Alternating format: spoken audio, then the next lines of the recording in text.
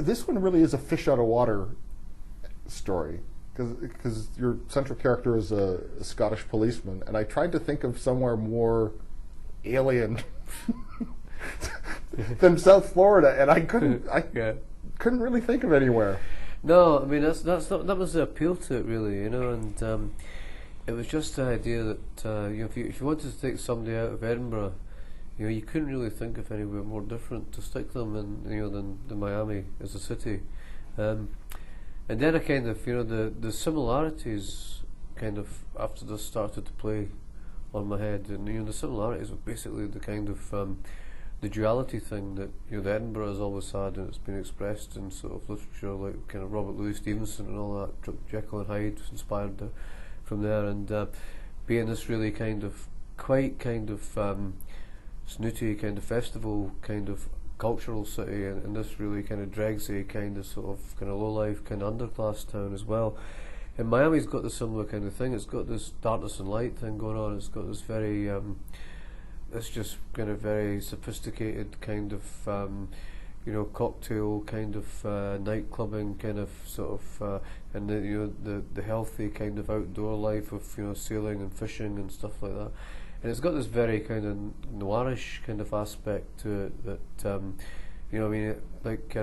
people like Elmo Leonard and Carl Hyacinth have right from there, and you've got the more popular culture. You've got like kind of Miami Vice and CSI Miami, so it just seems to have this kind of noirish feel to it, where you can kind of imagine all sorts of kind of horrible things happening down there as well. Tell me about your central character, because he's a pretty messed up dude, and man, did I like him. Mm-hmm. Well, he's the kind of guy who you kind of what it's about is it's about his existential crisis, really, the book. It's about him kind of coming to terms, or trying to come to terms with something that happened to him when he was younger that he's repressed, and because he keeps repressing it, he makes the same mistakes again and again. I mean, it's like he goes to NA and AA and all this kind of stuff, and he seems to sort himself out for a while, or a few years, or 18 months, and then he falls off the wagon again, and he's like kind of he's repeating the same patterns and the same mistakes over and over again, basically because he's attacking the symptoms, rather than the causes of his existential angst, his kind of condition, and until he gets to the root of that, he can't really he won't really make any progress. And it's about him kind of getting to the root of that through, his work is about he's drawn to tracking down sex criminals, and that's the kind of root of his work in Edinburgh. And when he has this harrowing case in Edinburgh, which just about breaks him, he goes to Miami with his fiancée to ostensibly to plan their wedding. But what happens is that he's actually got, he doesn't know it at the time, but he's actually gone there to kind of work out his angst, and it sets him on collision course with this gang of organised sex criminals, basically, who he kind of through meeting these two women, he kind of infiltrates into their circle almost by mistake. But again, because he's kind of because this is his job, this is what he does, he can almost kind of scent that something's going on before anybody else does. He's more aware of it than anybody else. But because his mind's in such a deranged state with everything that's happened to him, he doesn't know whether he's being very insightful or very paranoid. And this is the kind of part of the thing that he's trying to work out as well. And a lot of the people in his life think he's just gone off the deep end, and he is paranoid, and he really, yeah.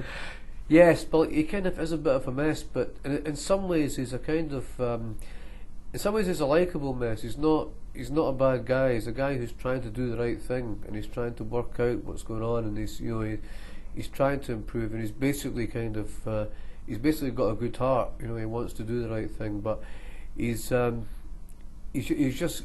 very flawed in his judgments and his decision making about life, because he's put in this kind of role because of his job. He's kind of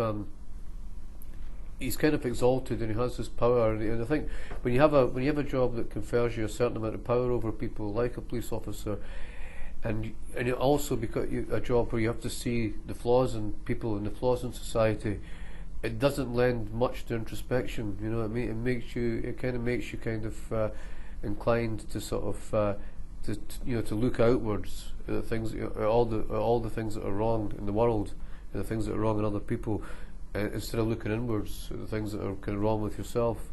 So that's his kind of main fundamental flaw, really. Tell me about the young girl that he. It's not befriends at first. It's kind of rescues and. Yeah, I mean, he's pushed into this position whereby he has, he's given responsibility for this neglected 10-year-old girl who's been a victim of this paedophile ring, and it's a kind of it's not appropriate for a guy, a middle-aged guy, to have a relationship, to have any kind of responsibility or relationship with a 10-year-old kid that they don't know.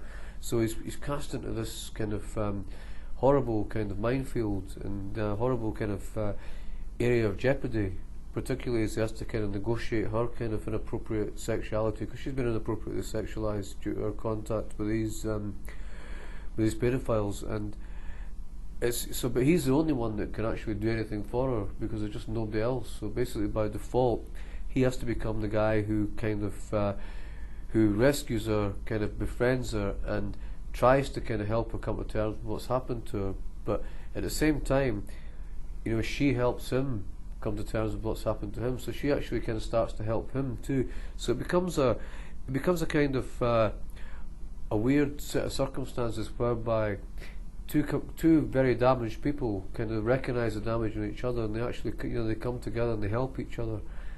So it's probably more of an upbeat kind of redemptive book than I normally write. But I think, given the kind of grimness of the subject matter, I think it has to be. The book is Crime. I'm speaking with the author Irvine Welsh, and Crime, published by Jonathan Cape, distributed in Canada by Random House.